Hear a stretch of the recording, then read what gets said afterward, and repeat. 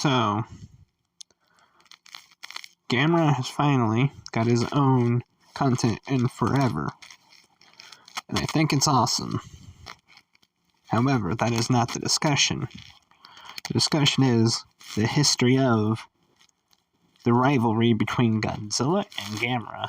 Now, Gamera is finally dominating over something that they couldn't do with Godzilla properly, at least because they didn't have the right writers. Now, anyone could write, but copy and pasting is not good, and that's what they did for the Polygon trilogy. It looks like with Gamera, I could be wrong, it's gonna probably be a lot better. We see the monsters doing things. We see people shooting at the monsters because they are destroying. They're probably going to fight in very epic ways where Godzilla just stood still and smacked everything. Now, they have been rivals since the Showa, which started with 1954. Heisei started with 1984. Though you can honestly skip it and go to Biollante like D-Man 1954 said. Because Biollante gives a whole rundown of how they took down Godzilla in that movie. And, well, then there was 1998, that kind of bad Godzilla movie that I've come back to become a fan of again. Only because it's trying to be a tragic monster tale of Godzilla, and I think that's neat, but he just doesn't scream Godzilla for reasons. He doesn't have the iconic breath, the roar, or anything. The only Godzilla thing he does is destroy buildings, and even then it's mostly the military's fault. However, it still does show expression. Hence why there's that debate between Godzilla and Zilla.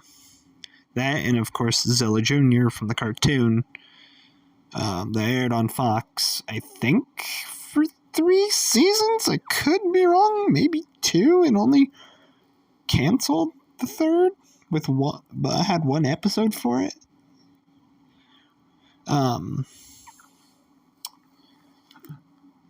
Correct me if I'm wrong down in the comments. I could be, but I think they did cancel it with that last season. But anyways, and now we go to the Reiwa period with Shin Godzilla, Monsterverse, and all of that. If you're a Godzilla fan, you would understand that. That is not what Gamera is dominating over, though. I think I already said recently the Polygons trilogy of what they did with it. First movie, Godzilla, shows up. He moves slowly to getting trapped and then killed, but gets more powerful, showing that there's another version of him. And they just slapped that with the second movie. Now the third, I will give it, he doesn't power up. However, he does manage to be more powerful and hits King Ghidorah. So they're literally copy-pasted. Okay? I know this is a bold assumption going off a trailer. If I'm wrong, I'm wrong.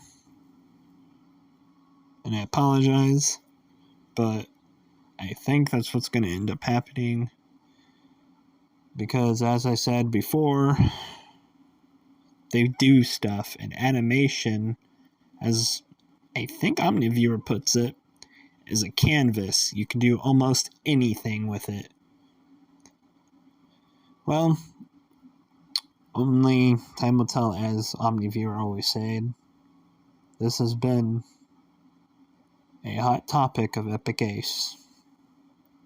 Hope you enjoyed my video. Go check out the mentioned channels such as D-Man 1954 and OmniViewer. Not affiliated with either, but I do subscribe to them to watch their videos. That's how I get my news on this stuff.